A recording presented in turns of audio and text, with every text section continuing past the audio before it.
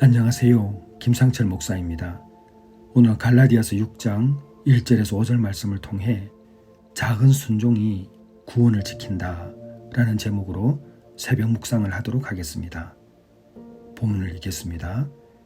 형제들아, 사람이 만일 무슨 범죄한 일이 드러나거든 신령한 너희는 온유한 심령으로 그러한 자를 바로잡고 너 자신을 살펴보아 너도 시험을 받을까 두려워하라.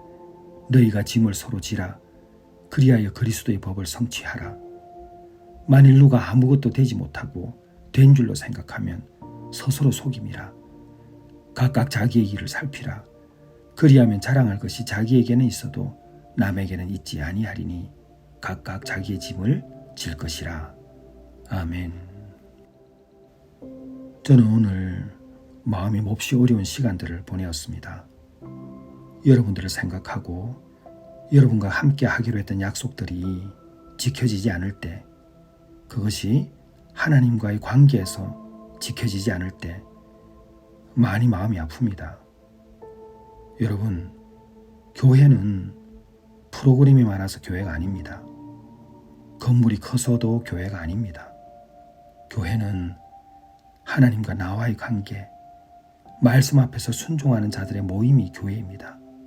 그런데 저는 앞서 말씀드렸지만 너무 마음이 아픕니다. 하루 성경 3장을 읽고 카톡에 올리라는 작은 훈련조차 지키지 못하는 이들이 있다는 사실 때문입니다. 어쩌다 하루쯤 못할 수도 있습니다. 이틀도 못할 수 있죠. 3일까지 못할 수도 있습니다. 그런데 왜 어떤 분들은 하고 어떤 분들은 못하는 것입니까? 이 교회에 여러분들은 왜 출석하시는 것입니까? 이 교회에서 여러분들은 어떤 예배를 드리십니까? 이 교회에서 여러분들은 어떤 설교를 듣고 계십니까? 아예 습관조차 만들지 않으려고 하는 것은 심각한 문제입니다.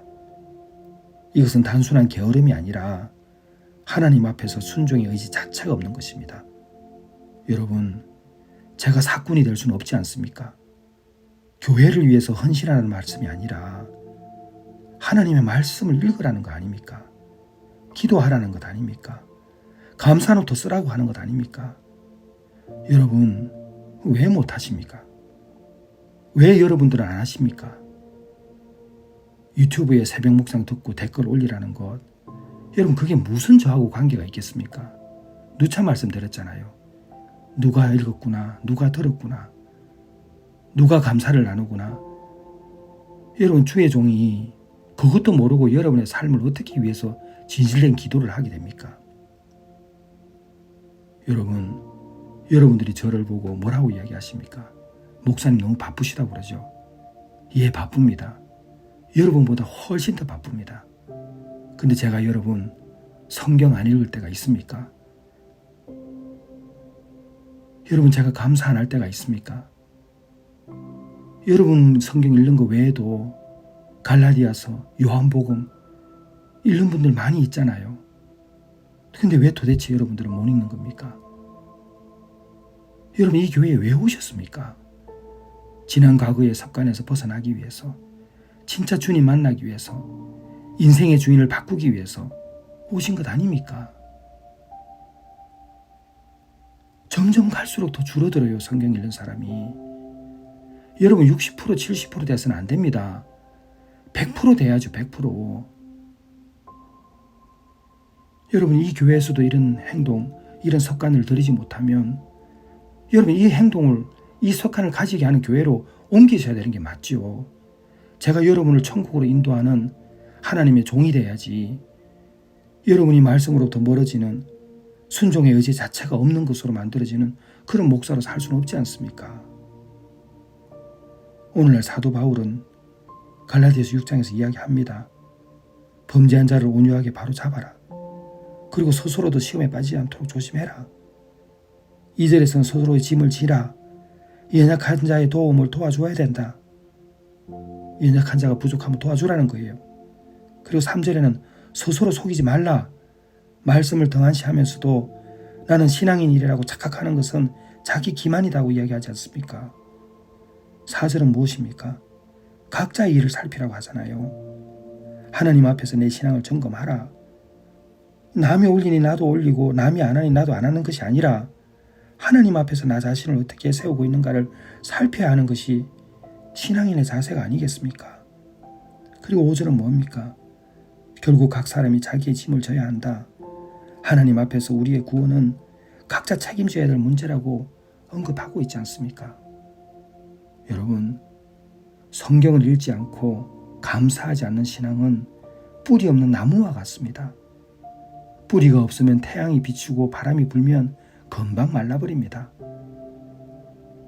하루 3장 말씀 읽고 매일 감사 노트 쓰고 그리고 새벽 묵상 듣고 이 3가지의 습관을 여러분이 간직하고 있으면 정말 달라진답니다. 그래서 여기 와서 좋아지고 있잖아요. 근데 왜 기존에 있는 성도들은 안 읽습니까? 여러분은 좋아지셨습니까? 나은 그리스도인이 되셨습니까? 작은 말씀 읽기와 감사의 습관이 무너진다면 큰 시험 앞에서 그 신앙은 결코 설 수가 없습니다. 그리고 여기 새로 오신 분들 왜 안 읽습니까? 여기 왜 오셨습니까? 상담이 사람을 바꿉니까? 여러분 그렇게 생각하시면 정말 잘못하시는 겁니다. 여러분 제가 여러분들의 말을 듣고 상담을 하고 우리 상담사들 상담할 때 여러분 저희들이 하는 거 없습니다. 하나님이 다 하시는 겁니다. 여러분 이번에 몽골 선교에서도 많은 분들께 말씀드렸죠. 생각해야 된다고. 생각을 하게 되면 질문이 생깁니다. 어떤 질문이 생길까요? 나는 말씀을 가까이 하고 있는가? 나는 정말 구원받은 사람인가? 이런 질문을 하게 돼 있습니다. 그런데 하나님의 말씀은 분명히 하고 있죠. 육체를 위하여 심는 자는 썩어질 것을 거두고 성령을 위하여 심는 자는 영생을 거두리라. 갈라디아서 6장 8절 말씀입니다. 이런 말씀이 있어요. 여러분 성경 읽기를 거부하는 것은 성령을 거스르는 것이고 결국은 영생을 잃을 수도 있는 심각한 문제입니다. 오늘 여러분들이 자기 구원을 점검하셔야 합니다. 제가 오늘 좀 심하고 아주 강하게 말씀을 드리지만 이렇게 하지 않으면 저는 사건이 될 수밖에 없습니다.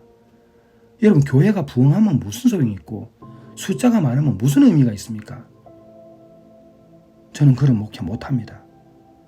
성경을 읽지 않는 자는 자신을 속이는 자입니다. 감사하지 않는 자는 은혜에서 멀어진 자입니다.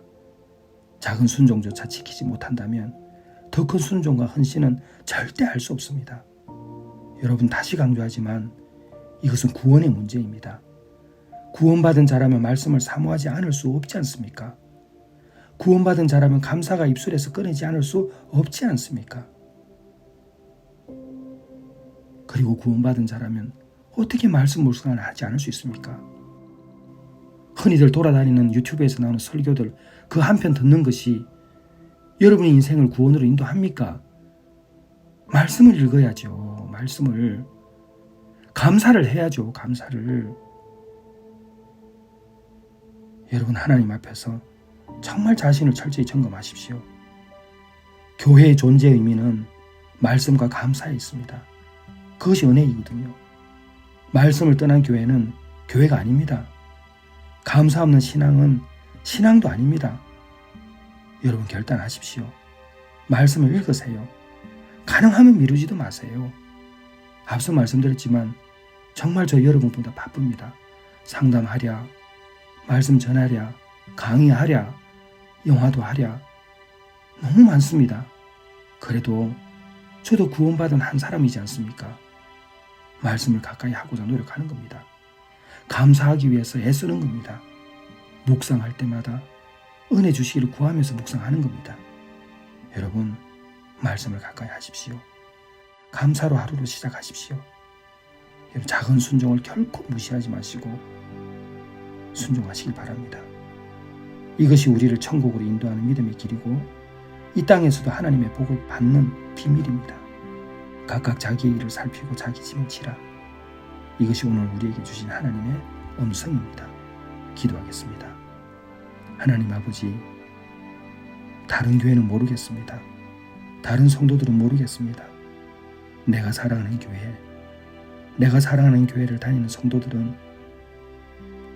하나님 천국 가야 되지 않겠습니까? 이 땅에서 어려움에서 벗어나야 되지 않겠습니까? 하나님 그들의 마음을 다스려 주시옵소서. 그들의 마음을 하나님께서 헤아려 주셔서 말씀 읽게 해주시고 감사하게 하시고 매일 새벽 묵상을 통해서 주께 은혜를 구하게 하여 주시옵소서.